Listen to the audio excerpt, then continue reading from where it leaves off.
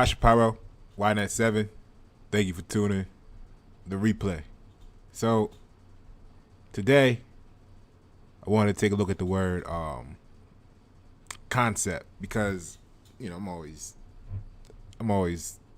studying something, and I had this whole chain of events in my mind, and I wanted to take a moment to share with you guys and see what you think. You know what I mean? This is welcome to the party. All right, so now look, check it out. The word concept, right, means if you go originally about halfway down, you'll see that it comes from the word conceive, right, which is the sense, or it says the sense of the mental processes forming concepts, right? It's first recorded in about 1380. Okay, so the word concept in 1556 was draft or abstract, and it says that the meaning of a taking in, a conceiving, a fetus, stem, and then it references conceive again, right? So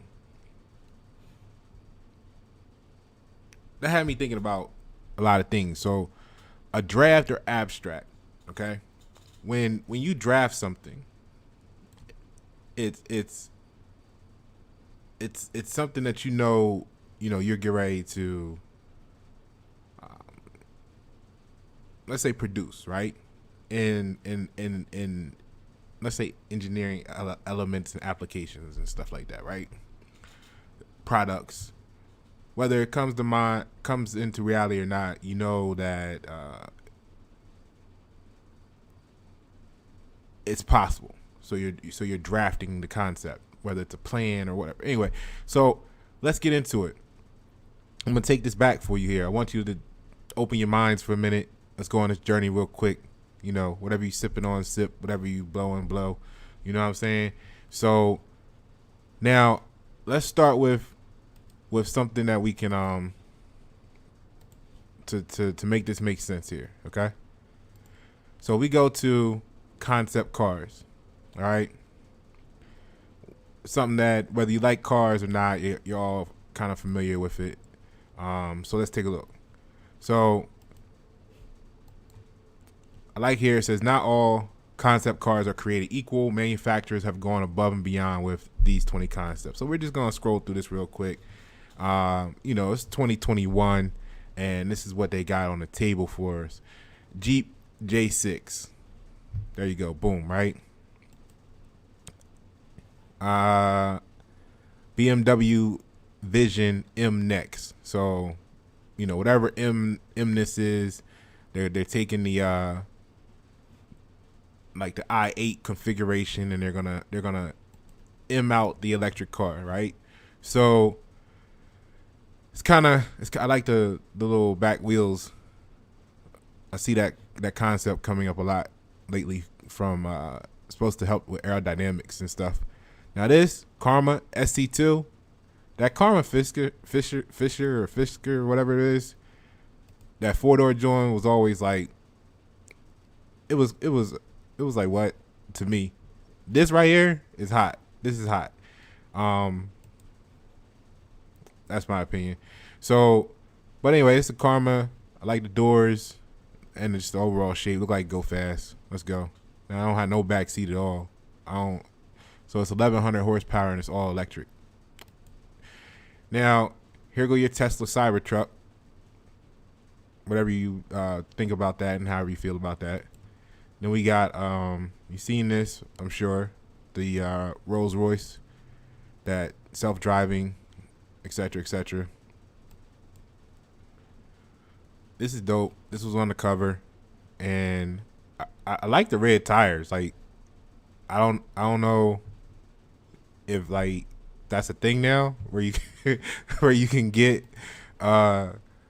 whatever color tire you want, but like I guess that's next. So look forward to that. And so you get this. You got a truck here, Volkswagen. I guess it's all electric, or at least a hybrid. It's got that kind of like design cues to it. For those that know international, you got Renault. Wow, a 2-part door. That's that. What you think about that? You gotta lift the top up and then open the door, or I don't know. So it's a lot going on there to get in and out. Anyway, it's called the Kangaroo. So here go Audi.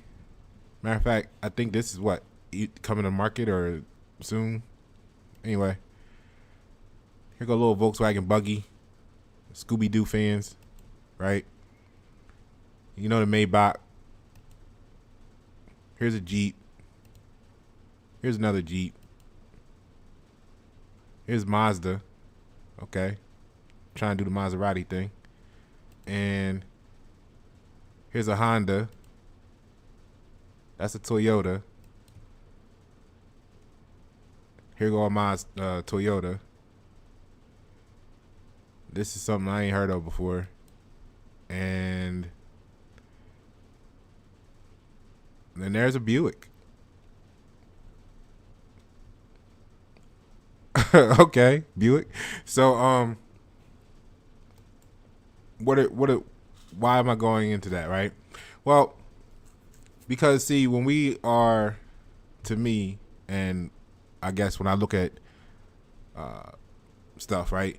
These concept cars today that we just looked through are all cars that you feel like you could see at the dealership tomorrow.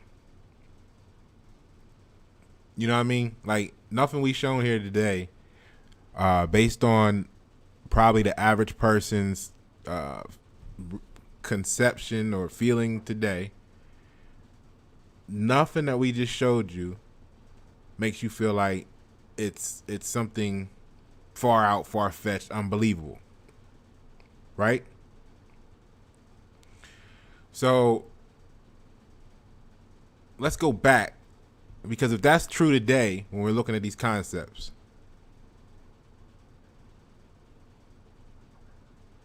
then is it the same when you go back? Is it the same when you go back into, concepts from the past, right? Let's take a look. So we got the 20 greatest concept cars of all time. So check this out. The 1938 Buick Y-Job.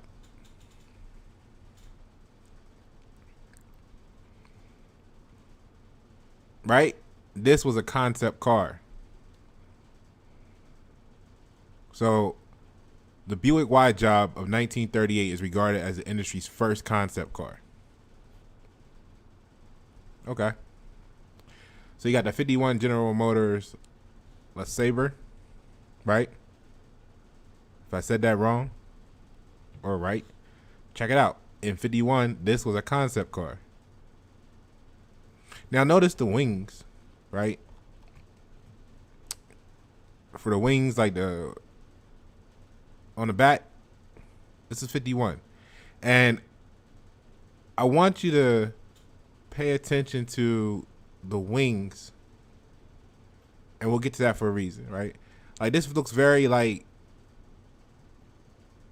fighterish or flight or plane to me. You know what I mean? Like, if you look at some of the airplanes, jets and stuff, especially during the wars. Anyway, check that out. That's styling cues, right? 1953 and 55 Alfa Romeo Alpha Bat cars. See the wings? Or at least I'm going to call them wings. It looks like if this one looked like it could fly, possibly, we're going that route. All right, so 38, that looks like a bomber. You can see that. All right, so anyway, General Motor, LeSabre, if that didn't look like it could fly to you, if you threw some wings on it, okay, then this starts to look like something you see on the video game Flying Around to Me or the Jetsons or something, right? I don't know. Is it just me? Let me know in the comments. Now, 55 Lincoln Futura. I don't know. Where's the matter of fact? Where is Jetson's car at? Like, what was? All right, so here we go. A 56 General Motors Firebird 2. What is that? A turbine? What is that? A jet? Is that a jet rocket on the back? A rocket pack? So car. Let's read about this one, right? So car designers were obsessed with aviation cues. Oh, okay. So it wasn't just me. And the Firebird 2, the second of 4 Firebird concepts from the 50s and 60s, showed just how far they could push the metaphor, quote unquote, quote unquote. This time with a 4-seat family sedan. Now it's got 2 doors, but it's a 4-seater. All right, so what was this? This was 56. The Firebird 2 not only looked like a jet plane, but it was also actually powered by a jet engine. A Wildfire GT304 gas turbine that produced 200 horsepower at 35,000 RPM, and the body was made out of titanium. The fuck? Wait a minute. Wait a minute. It was 56. Okay, so it was 56, and they had a whole car body. Who makes the Firebird? They had a whole car body made of titanium with a gas turbine motor that produced 200 horsepower in 1956. So wheels on the ground, right? So then they had, it says, and among the Firebird's futuristic features were a 4-wheel independent suspension with disc brakes all around. A rear view camera. Hold on.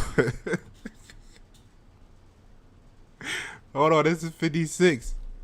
Hold on. We get there. We get there. And 4-zone climate control.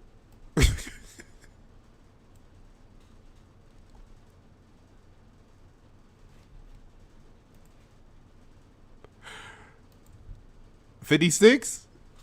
All right, hold on. Because we're going somewhere with this, and I appreciate your time. This is. If you start to think like this, you're gonna lose friends. But enjoy the entertainment. So anyway, we had in 56 a titanium car with a gas turbine engine, 200 horsepower at 35,000 RPMs, that had 4-wheel independent suspension, disc brakes, a rear view camera, 4-zone climate control, etc., etc., etc. Right? Let's just keep going here.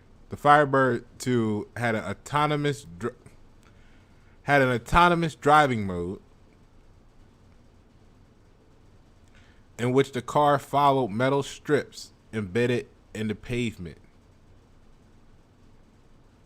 Now, that's not too far-fetched when you consider how trolleys and trams work. Even for what they taught us to believe about, like, the early 1900s. Cause I'm gonna say, anyway. So GM Envision. Now here's where it's saying this is what all the way up to here, all the way up to the autonomous driving mode. It's saying it had all of this stuff. And I'm not here to argue was it the same quality or better or less than what we know today these terms mean, but it had this stuff in 56. They built it, right? And or drafted it, or anyway, you get what I'm saying. It wasn't like this new thing that we just developed into today. Keep that in mind. So GM envisioned, now this is where they get to what they think the future is, envisioned a 2-way communication system that occupants could use to get directions or make hotel reservations. And they say a prediction of the OnStar system that would debut precisely 40 years later. You know, and you could say that's OnStar for it to be in a car, or you could just simply say, hey, it's like the Internet of Things, and you're able to use Google Maps and or because directions is one thing, like your little GPS systems, but the hotel reservations is like another thing. Because yeah, you could go the OnStar route, or you could say, hey, we're gonna do it ourselves and just Google. You know, all of this statement is Google basically, which you need the internet for. Anyway, you get where I'm at with that. So you see what I'm saying? The only thing they envisioned that wasn't there was the internet. so hold on, let's keep going here. Let's just check it out. The Ford Nucleon. Now this is where you get interesting. More ish, right? So the 50s were all about nukes, and the Nucleon was Ford's idea for an atoms for peace powered car. So basically, this was an atomic car, okay? Which I'm going to show you some more in a second. Okay, then you got the 1963 Chrysler Turbine car, right? And the Pontiac Banshee. What's that look like to you today that we know of? All right. So, oh, here we go. The Corvette Mako Shark 2. And 81. And these are just the top ones of like that they're saying of all times. They're top ones. What? Corvette Indy. All right. We got any more old ones? 93, 94, 95, 98. No, I guess it's coming forward. Okay. So right here. No. The Ford Probe. All right. So, we got a turbine car in 63, and then it goes boring, right? We just got regular cars basically after that. So what happened in the 60s? Anyway, 57 Ford Nucleon. Now, Pasha, you said you're gonna connect the word concept to like ancient maps or something, right? So yes, I am, because we had to start with the fact of what concept cars look like today to us and how we feel about them when we see them. And I just wanted us all to agree initially that when we see a concept car, in most cases, and a lot of times, some car enthusiasts see you some, or if you just happen to like it, you see the concept car and then you're mad in the future that it didn't come out, or that they changed this styling cue on it when it does come out. You know, it's all kinds of stuff. Because basically what I'm saying is, when you see it and you're listening to the description of what it can do, you realize that it's well within reach. Okay, so when you see these cars talking about the new one, think about it. It's 2021. So in 95, right? I ain't gonna say 95. That was a long time ago. Let's say in 2005, right? You may or may not have been thinking about cars that could drive themselves. Like, and I'm not talking about Tesla. I'm talking about even to the point where the, more regular cars have the, what's it called? Because I don't ever use it. Where you can set the speed and just, take your foot off the pedal, cruise control, right? So now cruise control has evolved into, it'll actually stay in the lane for you, follow a certain distance, etc., right? So in 95, we weren't thinking about that so as much. So when I keep saying 95, in 2005, we weren't thinking about that as much. So if you heard that, and when you heard it, and when and if you saw it, you were thinking like, wow, that's, So, but to hear it today, you're like, okay, waiting for that to come out. For some of y'all, some of us are like, I don't want that, right? So however it works out for you. But my point of the matter is, the point I'm trying to make is, when you see concepts, most of the time concepts are within reach of production at that time, or they're just previewing what they're going to come out with. So if we go and look at this, right, nuclear powered concept cars from the atomic age. So now we're taking it to the next level of dissection, right? So we're going to look back here at this site. I'm getting it together for you. Stay with me. I look back at the reactor fueled optimism of the 50s and 60s, right? So here was a car. I don't know if that was the Batmobile. Look at that door though. First of all, look how it comes out, and secondly, look how thick the damn door is. Like, if that's solid or anywhere remotely structured, I mean, that's a pretty, anyway, you get what I'm saying. That's a pretty good ass build. So what they make that out of? We had the one car made out of what? Say titanium. Anyway, here we go. Let's take a look. So on 58, you had the Arbol Symmetric. All right. On the outside, it looks like something you might have seen at the time, right? So anyway, a little briefing on that is a brochure from the era highlights the Genistatum, which was a 40 kilowatt nuclear generator that used a thermoelectric effect to drive a motor with radioactive waste. So the nuclear fuel heating source would only need to be switched out every 5 years. So basically, you would buy this car and you wouldn't even have to refuel it for 5 years. How do you think the oil industry today would feel about that? So let's take a look here. Swivel captain seats, glow in the dark bumpers. Let's see here. So it says the French car wasn't wild. I mean, the French government wasn't wild about the idea, and the company quickly disappeared in 1959 under a mountain of debt. Anyway, the government didn't like it, and the company disappeared. Okay, so the Ford Nucleon. Despite looking like a futuristic muscle pickup with a superhero name, the Ford Nucleon never made it to a full-size concept. A model of the Nucleon was built by Ford designers in 1958 during the height of the atomic car craze, right? So atomic car craze.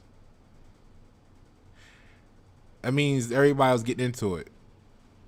It's kind of like that. Almost feels like history repeating itself today with the whole electric car craze, the EV car craze, and everybody's developing their own version, right? Okay, hold on. So the Nucleon would have been powered by a small reactor in the rear, similar in design to how nuclear submarines work, employing what is basically a smaller version of a full-size nuclear reactor. Designers predicted that the Nucleon could travel 5,000 miles before refueling.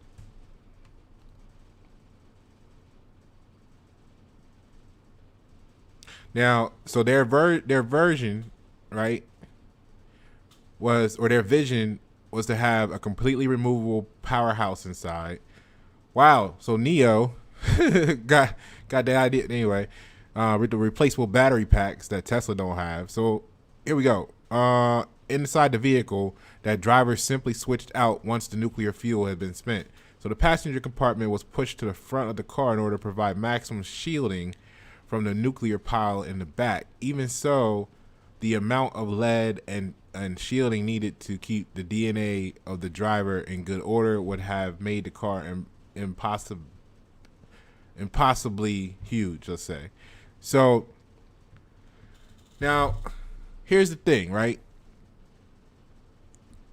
There's a split when you go back and look. I don't know how many people are doing research, and I'm not saying I want to find out or have the ability to find out personally, but there's a split between is radiation good for humanity or is it bad? You know what I mean? And I guess everything is, the saying, everything is good in moderation, right? Or right?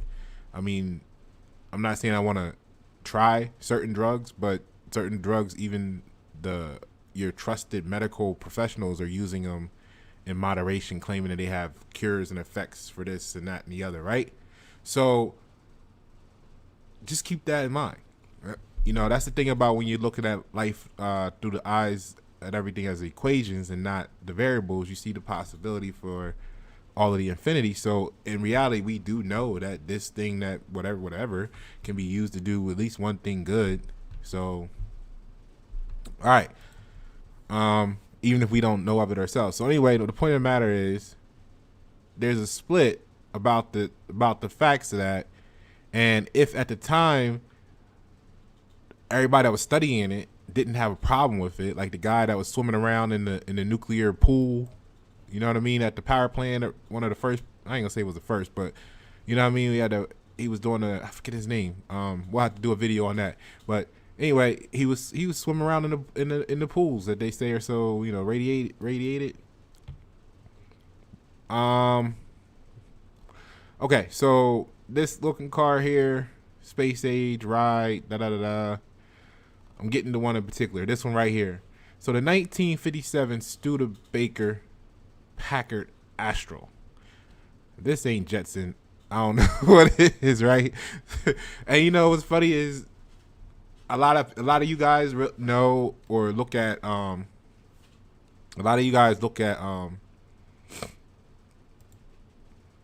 cartoons and stuff, and you see how in the possibility that they may have been telling the truth about things. So if the cartoons we have today are telling the truth about things, as weird as they may seem to us, the Jetsons back in the day,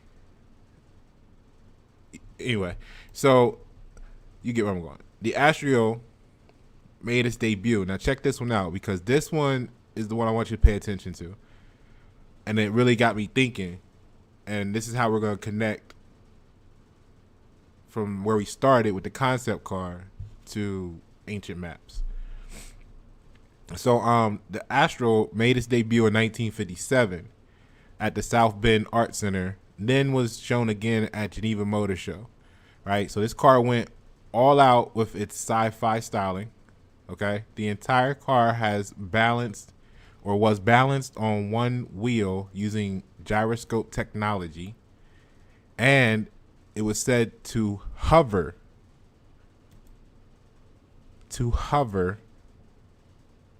over water.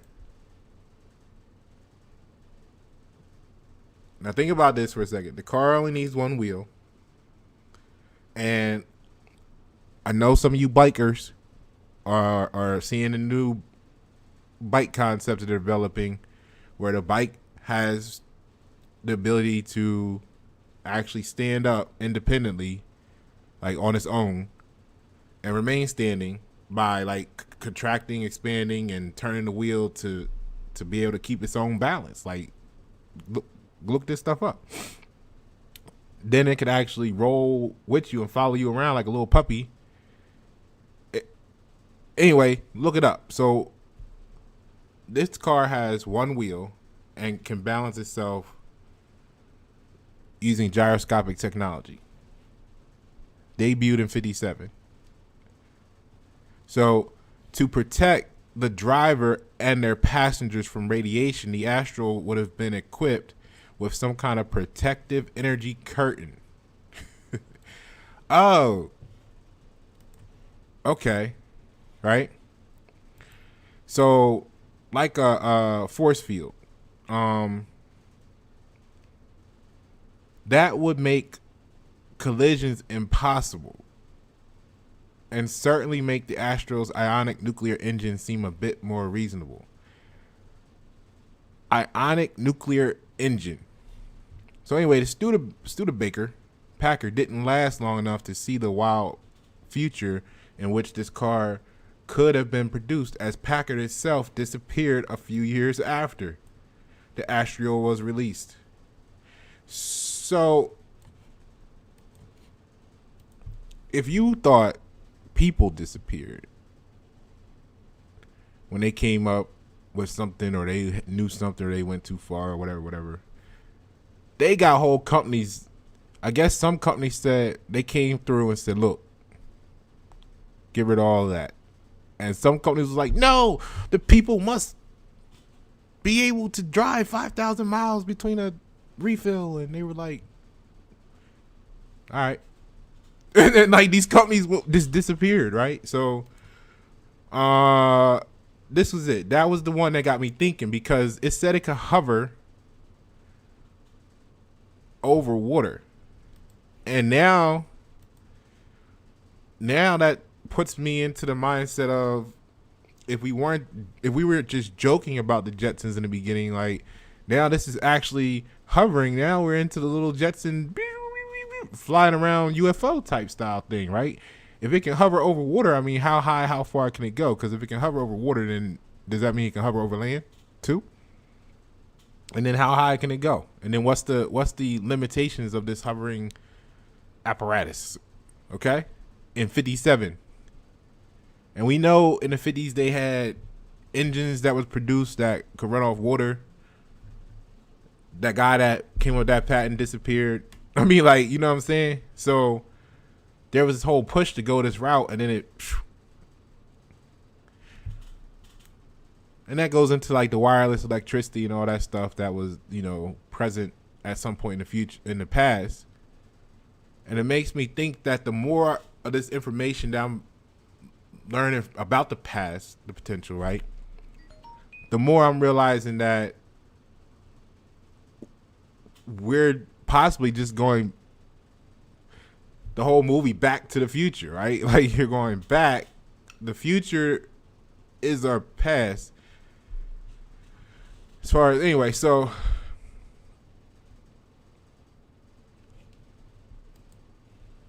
here goes some more stylings, past, present, current of these cars. You know, and you know how Google works, so some of them aren't actually related. But now, where does that come into play, right? Let me tell you where that comes into play, because it comes into play with Genesis 3:22. All right. And you know, I'm not, you know, don't take in any religious titling or assumptions. I'm just using the text as a quote. So if we go here, it says, the Lord God said, the man has now become like one of us.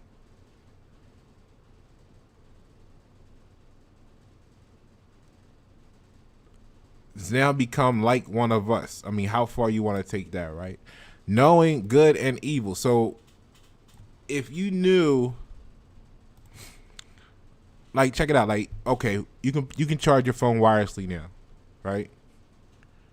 Even if you don't have a phone that can do it, whether the wireless charging station is built into the cars now, and you can go buy one and plug it up, put it on the table, and whatever, right? You got the desks that come with it inside, built in the desk, and you can just sit your phone down on a certain spot.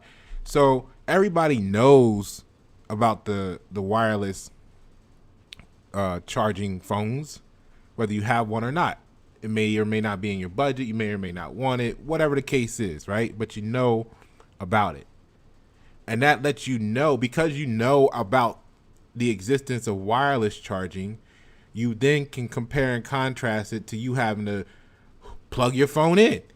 And then you start to say to yourself one day, for the people that bought it, maybe some of them said, man, tired of like bending down, picking up plug cords and cables and taking a second and hooking it up to my phone. I need to just be able to sit my phone down and it charge.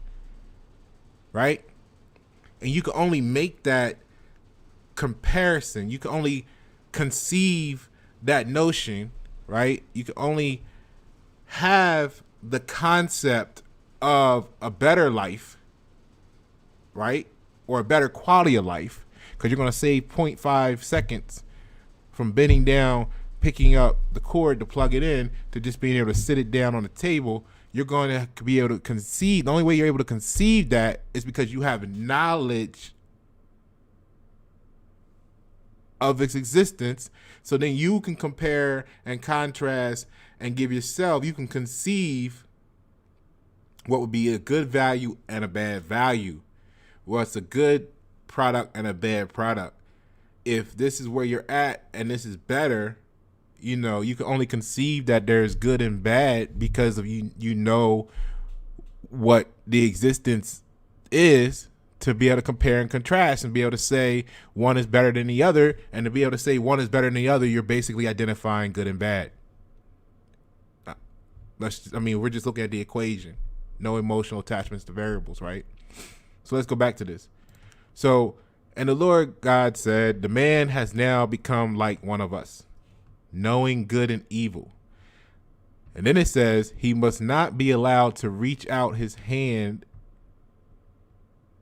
and take also from the tree of life and eat and live forever. So if you go into when there was some other part in the book where they said something about they're building a tower, they're going to reach heaven, we got to destroy it, right? So here they're like, yo, they're getting to the point where they got the same stuff we got similar, right? Okay. Now,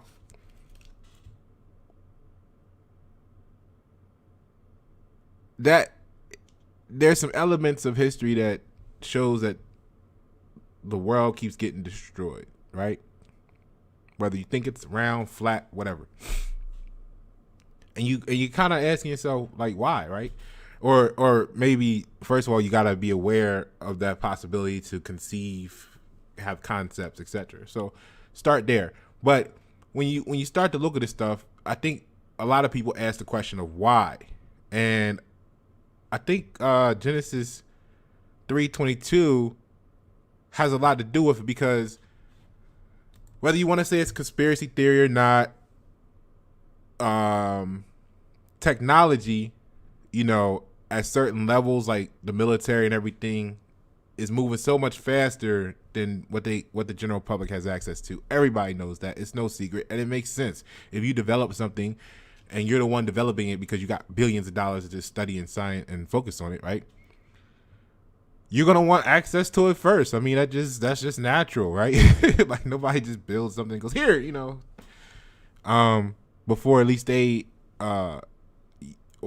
use it to their advantage. They might have other people, stakeholders, that they share it with, but they're gonna usually use it first.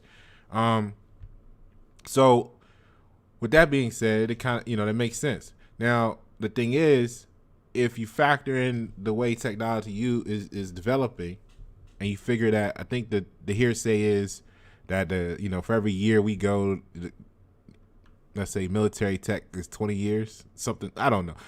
Just, it's a possibility to think about, right? It's a concept for you to think about. So consider that. And then once you accept that, what happens once, even though you're so far advanced here, I think if you really wanted to remain in control, right? You will want to make sure that the people you're trying to control don't reach your level. If you're trying to control them for, like, not, I can't say not good reasons, but at least to the point where you don't want them to have access to what your tech, the technology you got, right? So you would want to make sure they never reach a certain point, because after they reach a certain point, they'll be able to develop and go that high themselves with or without your input. And you see that all around, crabs in a barrel, or whatever you want to call it. You see versions of that all throughout your life and life around you. So you get that concept on a smaller scale too. Now, if you take and expand it out to like some global world war, anyway, so we're gonna have a lot of conversation. But what if, you would kind of do the same thing too. So when you look and see that the world was destroyed, and you look at back, and I'm looking at these buildings, and I'm looking at the way people must have lived at the time, based on what you see, not based on what somebody else told me to think. Like, this is where I get into, what was going on in the past looks like where we could be going in the future, if not already going. But here's another version of it, and it says, "And the Lord God said, now that the man has become like one of us." So now that the man has become like one of us, knowing good and bad, what if he should stretch out his hand and take also from the tree of life and live forever? So there was some concern about them being about man becoming equally as powerful as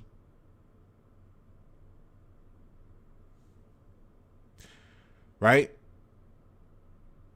And we see this, at least to me, just knowing two off the top of my head, or at least the other one with the whole tower. There's been multiple accounts of this threat, and there was destruction following, right? All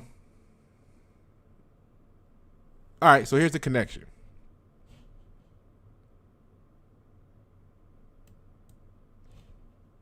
If we agree to those concepts as being within our reach, right? What about this?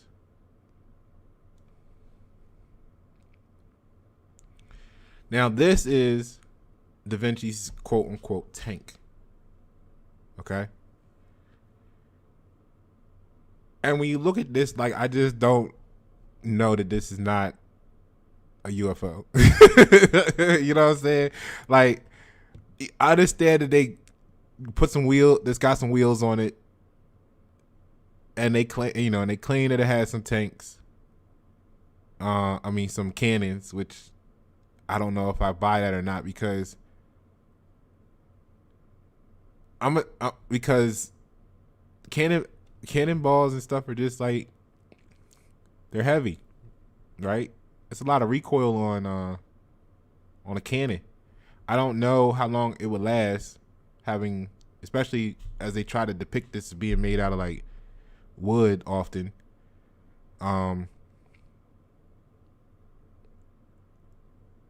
That this would be able to be held up long term, construction wise, and it had to be pretty slow in comparison to like fast moving light artillery, or like how they teach us about chariots and all that stuff too. So what I'm actually getting at is,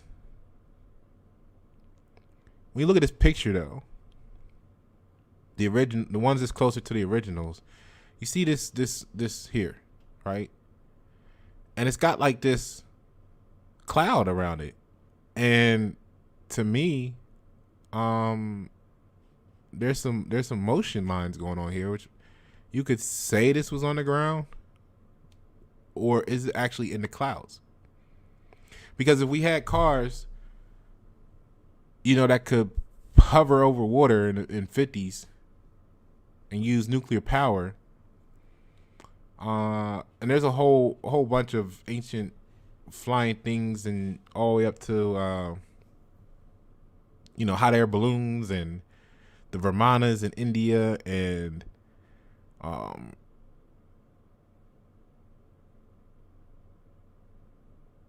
the helium the blimps, you know what I mean, that were like cruise liner luxury trains of the past. Like, how long ago did they actually have this? What if this wasn't an on the ground thing? Because like I said, to me, it would be very slow moving. So if you were marching an army across somewhere to use this, like, you know how long it would take you to wheel this shit over to 1,500 kilometers to go do battle? How many of these you got? You know what I'm saying? And how long, if it was made out of wood, I understand you got a lot of cannons there, but you ain't carrying all them cannonballs inside of there, right? So you're going to fire a couple shots, and then you're going to need to reload the whole thing, right? My point of the matter is, even if it did, how long before the enemy knew that it was wood, which at that point you burn it up? I mean, you might lose a couple people getting close enough to it, but once you do, or shoot some arrows or something, this is up in flames. So I don't think this is actually a very good on the ground, slow moving design. It's impractical. as far as the success of it, right? However, if it was an aerial unit, it would make sense, even if the cannons were or weren't a part of it in real life. Okay. Another thing why I don't think this makes a lot of sense being a tank is that the whole concept would be for people not to be able to get access to the inside from outside, which means that like here, you see the hole around the cannon is really kind of tight, right? And what that means is that you have no ability to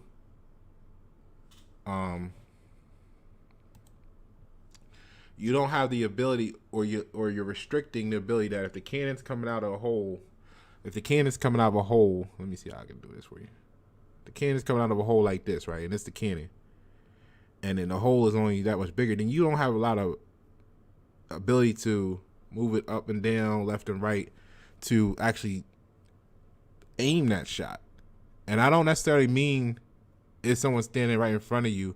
I mean, if you got a tank, you want to be able to, and you got cannons. Cannons were shot using an arch to go long range, right? Like you would shoot a bow.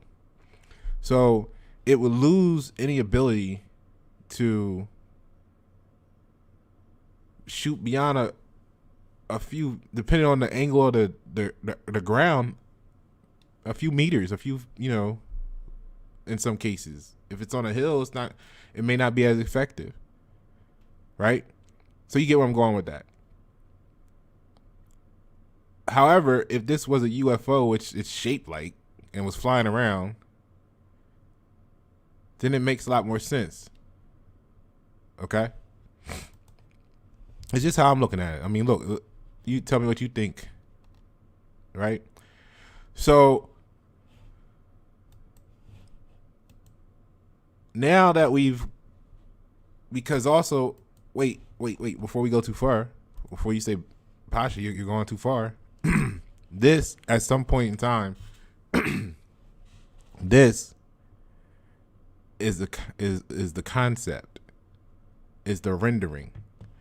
So the same way we feel about this Buick or this HKGT or this Toyota or this Toyota. Wait, was that two Toyotas? Yeah.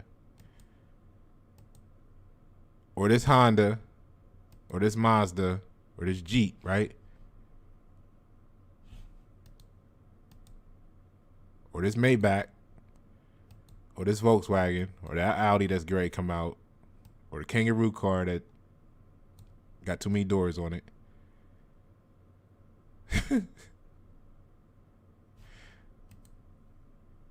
This car is pretty interesting. If you ever go throw it on YouTube and check it out, it's kind of dope.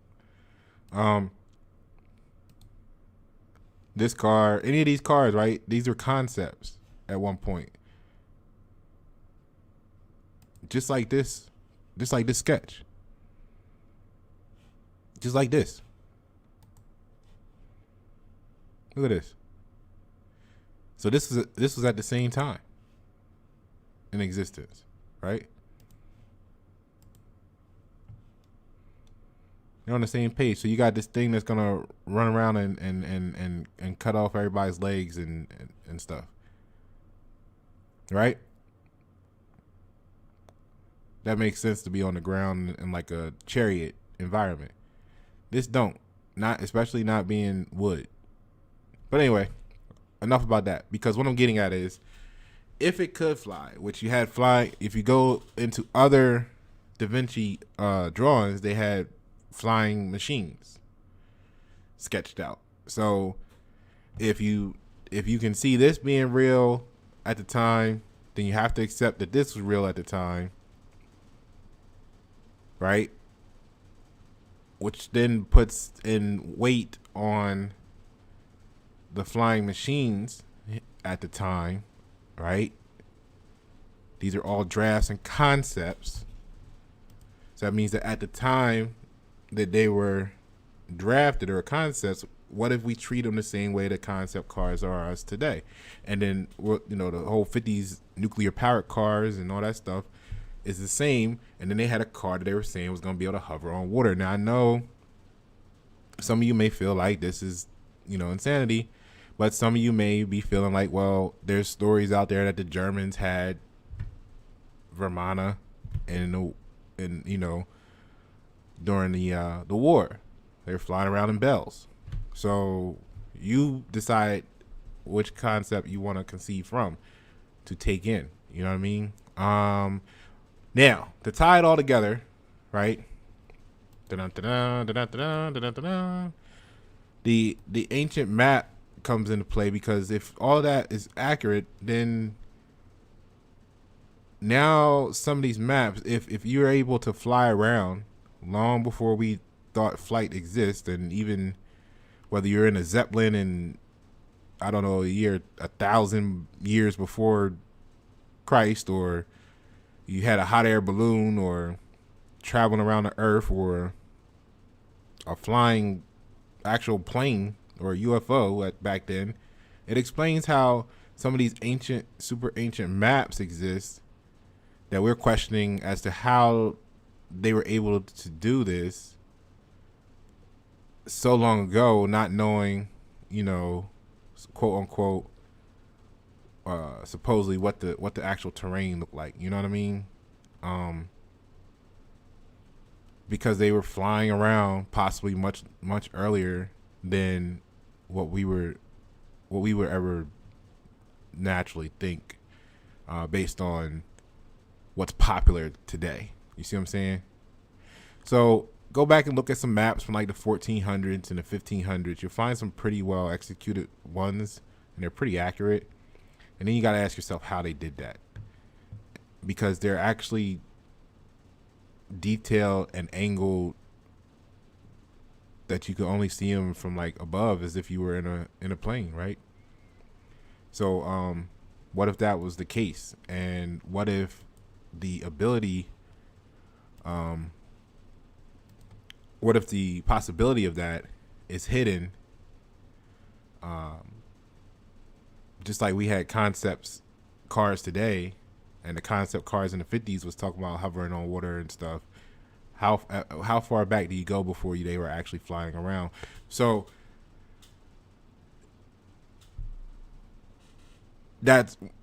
we could be being retarded, meaning like slowed down. So if there was a reset and all this technology existed, right, and you go into the idea, and you explore the idea that there was free energy in the past, and like we talked about in the last video, and the right to travel was totally different, because wow, you could, with free energy and the right to travel and flying little houses, basically, you could go anywhere and do whatever you wanted to do for free, right? So if there was some worldwide cataclysm and some people emerged with the technology that others didn't have, you could see how easy it would be for them to take control of the situation. Now, if you go into some research on the government today, military, so to speak, not so much like government, but the military today, we know that they got underground towers, or their towers, underground in mountain, whatever you want to call it, all over the place, where they're stashing submarines, military equipment, planes, jets. You know what I'm saying? So let's say if the flood happened today, boom, wiped everything out, waters dry up, and you pop out and you got, submarines, fighter jets, everything that you have, you got a good supply of it all stashed away. You gonna come out, fly around, be doing all this shit. So that made me say, hey, well, look, if you got this technology and you see the world wiped out, you come out now. You're sitting on this tech, and they're starting back from discovering fire. You can kind of feed them enough to keep production going, because when you get into some of the ancient stories of like there's some accounts in some mythology where an outside group, was being chased through space, and they came here and then they were contained here, right? A lot of things were destroyed in the process of them getting here, and once they got them here, I think they got rid of some of them. They exterminated some of them, but then just to make sure the ones that remained couldn't get off, they put a dome around the whole situation, right? Or a force field, so to speak. And it's where like some of them compare them to today to the Van Allen radiation belts and stuff, right? That's why they say they can't go past it, but then they say they go to the moon. It's a bunch of questions about a bunch of stuff. But anyway, let's just look at that concept for a moment, right? So what happens is, in that story, it says how all of their tech was caught up in the flood. A lot of it was destroyed and everything like that. So they lacked the ability to actually get off the planet at one point, even if they wanted to. So, they created a society, they created a system to start to rebuild that technology, but you had to start from scratch, which means in order, it's like anything else. In order to do this, you have to have this layer, that layer, this layer, this layer, that layer put in underneath of it, because you have to have the prereqs or the foundation already established. So, and then once they reach a certain level, they were going to use the population to develop the tech and to grow and do all the stuff, mining and all the stuff, so that they can reach back to a near point where they were, so then they can try to go back off into space or wherever they were doing. That's the story or the mythology, condensed. And what that made me think of is, wow, what if this is saying, hey, look, okay, we got to destroy everything every so often, because otherwise they're going to reach the same level, right? I don't know. What do you guys think about that? Because the maps, the concept card, anyway, to go back to the topic, the concept, even if you look at the ancient maps as a concept, or how they are able to achieve that from that angle, from that vantage point, being able to draw that map with such accuracy in some cases. If you go back to some of these ancient maps, you would think they would have had to have been airborne to do it. And when you look at ancient technology like the Zeppelin or the hot air balloons, and you start to consider the possibility that flight itself was available 1,000 years ago, if not longer, then you start to see how the concept cars of today help us understand how the concept of flight long before we were taught that it exists. And some of the proof for it is some of these maps from ancient times. You just don't get that accurate unless you're like sketching or drawing from that angle. You had to have seen it. You know what I'm saying? Like if you're sailing around on the sea, you can't even if you somehow perfectly mapped out every inch of the coast, you still can't. It's so much. Just think about it. Let me know what you think in the comments below. Pasha Paro, YNet7. Concept to ancient maps. Concept cars to ancient maps. I know you see the connection.